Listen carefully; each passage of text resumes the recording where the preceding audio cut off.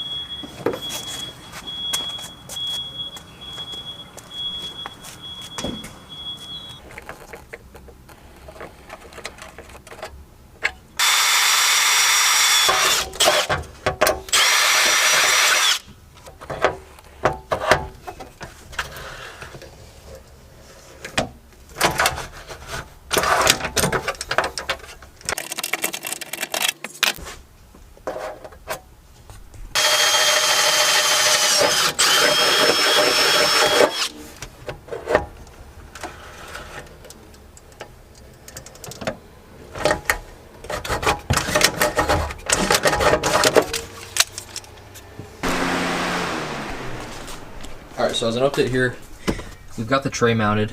Wow, it's really dark. Let me get a light. We've got the tray mounted, we've got the fuse mounted, we've got the wire, the first cut made right there. The cable will then go down and around along the side of the car through here, and this is where I got really hung up on it. I don't know where to do this. The thing is, this is what I'm going to be using as a pass-through, so I can just separate the cables and make it easy to work on if anything ever needs to be serviced.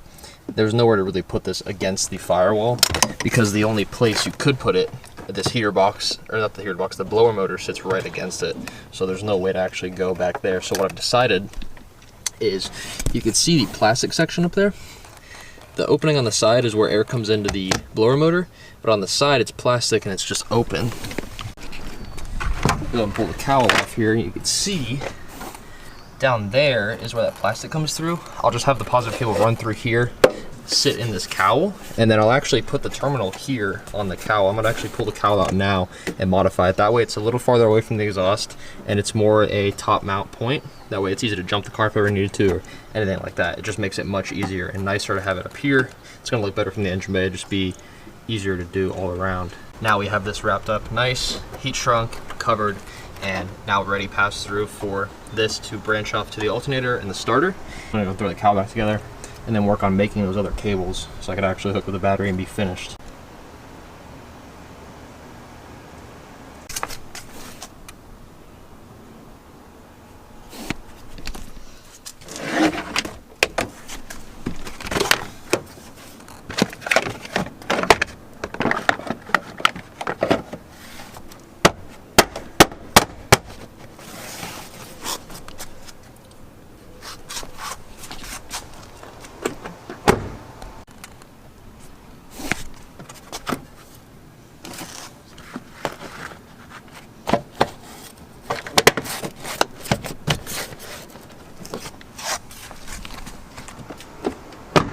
Still kind of in the process of buttoning up this whole thing. I have ran two separate grounds. These both go to seatbelt holes. This is kind of a weird discussion. People have problems with doing seatbelt holes. They claim it's not a good ground, but in most cars, this will be a very solid ground and pretty much goes to frame. So having it in two spots helps as well. Also, I'm not running any sort of sound system in this car, so it doesn't draw that much to a ground, and I'm sure these are better than the stock grounds anyways. So 2 grounds from the battery and then 3 grounds to the engine. That is my current setup. I'm gonna show you guys real fast. This ground is extremely effective going to those seatbelt holes with them cut properly. Here we see these are going to be shorted like this, and our impedance is gonna drop down to 0.7, 0.6-ish, 0.5 if you let it sit there long enough.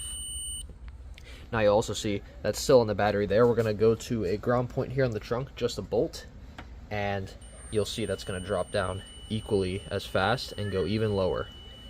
So these are effective grounds, of course. People think that seatbelt holes are bad. They work properly. These are good grounds.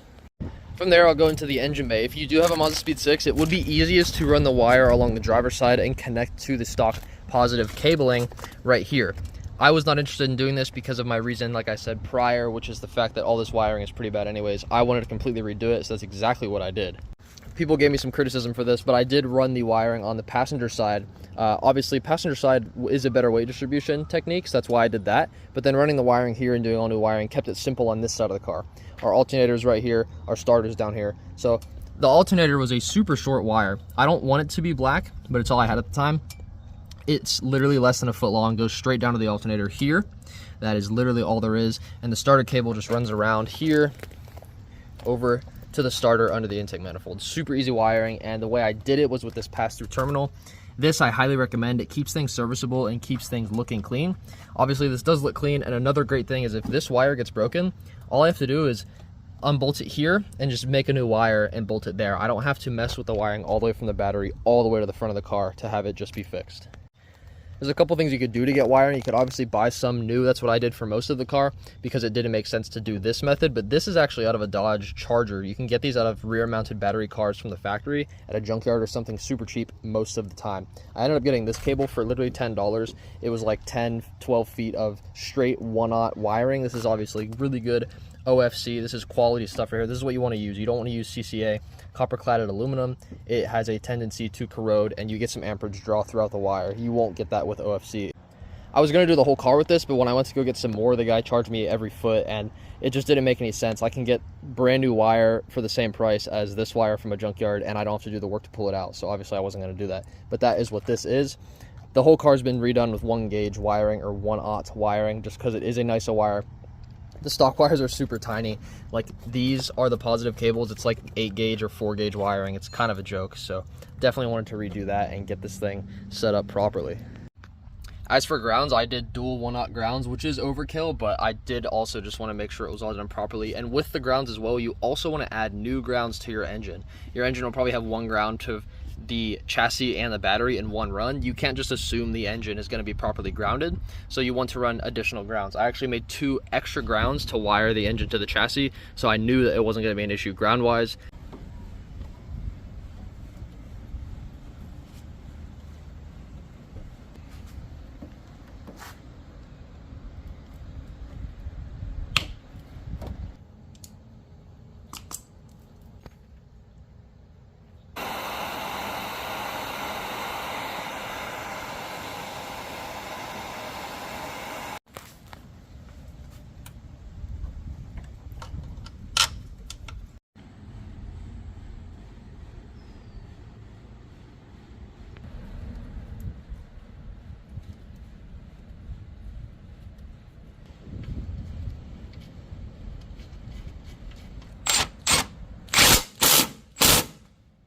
Ground issues are a real thing. You definitely want to make sure you have good grounds on the car. Make sure everything's sanded before you bolt it down and everything is properly terminated out of the wires.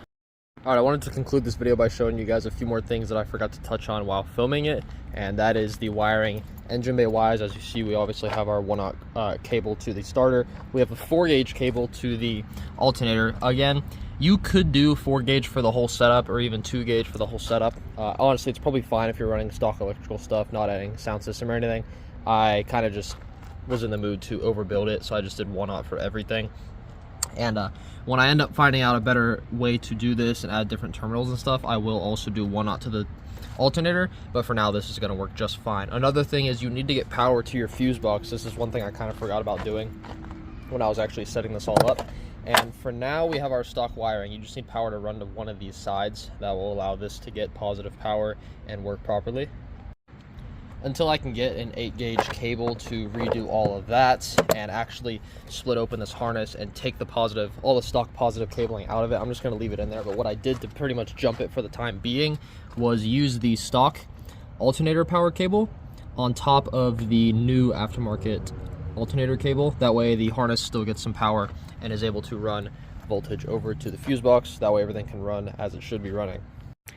Even this setup here, I plan on being temporary until I can think of a better way to do it, unless this is just the best way to do it.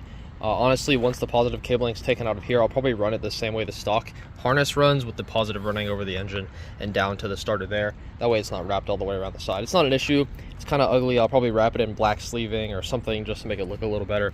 But it does work right now. It is a fully functioning setup. It's been about a week with it, and I have no complaints thus far.